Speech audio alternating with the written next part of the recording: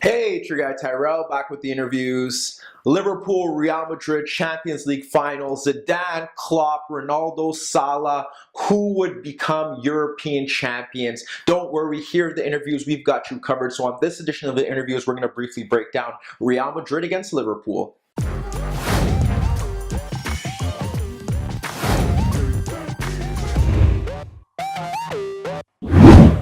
Liverpool, Real Madrid, Champions League final. Obviously, we want to talk about whether Liverpool could dethrone Real Madrid, but this was all about how Real Madrid bypassed Liverpool's pressing. They did what Porto, Manchester City, and Roma failed to do when they got the job done. In the Premier League this season, we've seen Manchester United and Chelsea sit deeper, stay tight on the front three, and ensure they didn't get space to dominate. Here, Real Madrid took a different approach. We look at the lineups, no real surprises. Liverpool in a 4-3-3, Mane, Firmino, Salah up front, Wijnaldum, Milner, Henderson in midfield. We look at Real Madrid, kind of a 4-4-2 diamond. You had Ronaldo and Benzema up front ahead of Isco, and midfield you had Casemiro, Cruz, and Modric. Basically, what went down here, Liverpool actually started the match pretty well. They dropped off into more of a 4-5-1 without the ball. We saw Salah and Mane stay narrow in the half spaces like we expect them to do. They pressed well when they were going from the front, and the guys on the flanks in Mane and Salah did get behind their fullbacks on several occasions.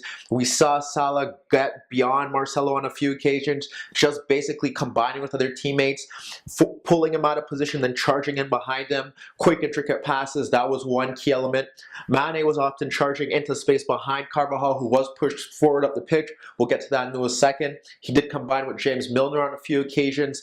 What went right there is that when Mane was tucked in narrow, you'd see Milner charge into that space and try to provide width and crosses into the box. A great ploy. We saw them combine in the first half where Firmino did make a near post run, but not at his effort wide because it was contested.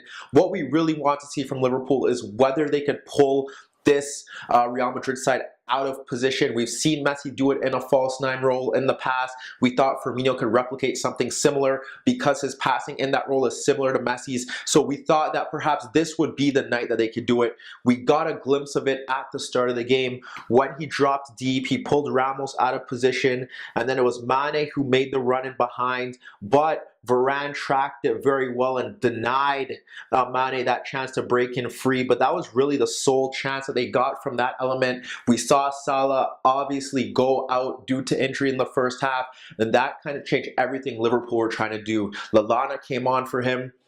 They moved more into a deeper position. They didn't have much of a counterattacking threat.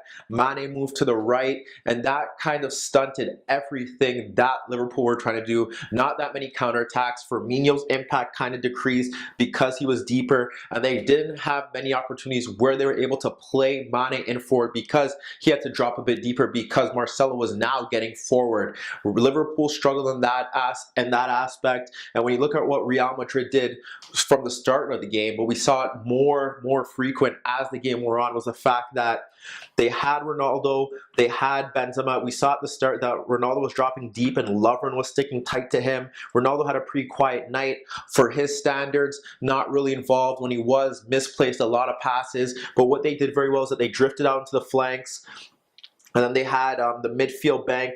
Casemiro stayed narrow, and they had the midfield of Cruz and Modric move into the half spaces, and they pushed the fullbacks forward. What happened there was that now they forced them, the midfield, to kind of come out of position to kind of press them. And although Liverpool had the center of the pitch covered, Madrid were trying to play through wide areas. Modric was kind of drifting forward into the channels. Cruz was staying deeper in the half spaces, combining, circulating possession. Real Madrid were in control of this, but whether and when they would create chances. Isco, on the other hand, wasn't really floating between the lines. He was also looking to create overloads in the wide areas, and when he did drop deep, when he did drop centrally, it was when he was dropping deep to pick up the ball and help Real Madrid circulate possession as well. When you look at some of their best chances in the first half, you look at Isco dropping deep near the edge of the box and clipping the ball in to Ronaldo, who nodded his effort on goal. That was saved. Benzema tapped it in, but he was offside. You think about the other opportunity, was Isco again drifting into that flank and making an underlapping run when Benzema moved to the left,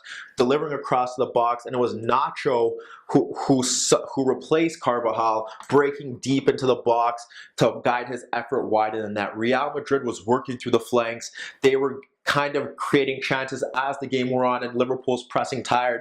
In the second half, it continued. Nacho played in by Modric into that half space, falls to Isco.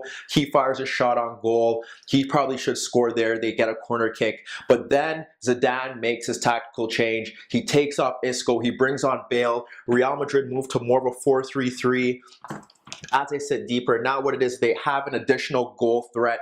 What also happened is that with Salah not there anymore, there was more license for Marcelo to move forward.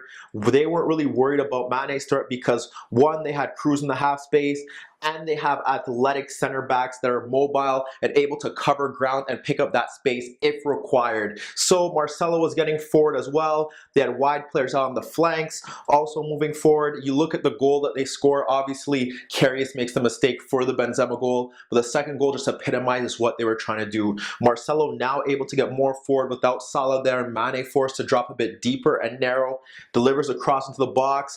Bale is there. You would probably not catch Isco in that position, and obviously Bale's goal was a wonder goal, arguably the best in the competition's history, but you have to look at it as that if Isco was there, he would not, if Isco was on the field, he would not be in that position to finish that play off, and he did that there, so that was key. Obviously, he gets his goal, and then Bale was key throughout the second half, constantly dominant, driving down the right flank. He created a chance for Benzema at the far post, a great outside foot cross. Benzema guided a shot on goal, it was saved. Then Bale again picks up the ball on that in that channel, fires an effort on goal from distance. Karius should do better, but it goes in. But this was about Bale's substitution coming on, providing pace, providing strength. Liverpool had no answers for him.